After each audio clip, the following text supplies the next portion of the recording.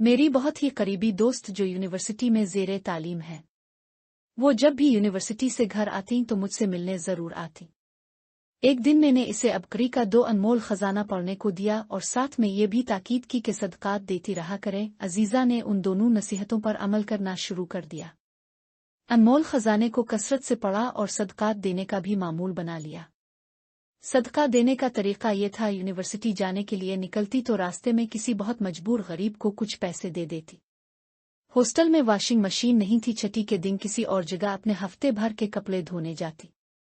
आज भी छठी थी, इसने तमाम लॉन्ड्री जमा की, बंडल बनाए और धोने चली गई। तमाम जरूरी कागजात भी पर्स में थे और उसने पर्स भी साथ रख लिया और रकम भी मौजूद थी इसमें। मखसूस जगह पर जाकर वॉशिंग मशीन में लॉन्ड्री डाली और फिर अनमोल खजाना पढ़ने बैठ गई।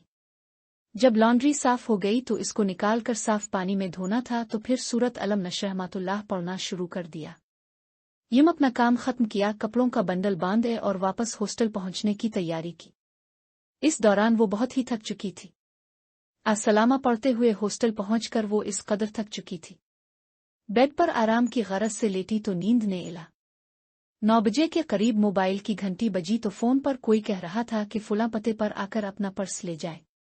वो जल्दी से घबरा कर उठी तो अपनी रूममेट को साथ लिया और फोन पर बताई हुई जगह पर चली गई। किसी दुकान के आगे फटे पर एक माजूर शख्स बैठा हो अलिफ था। उन लड़केविन को देखकर भांप गया और उनके कुछ कहने से पहले ही वो पर्स उन्हें दे दिया।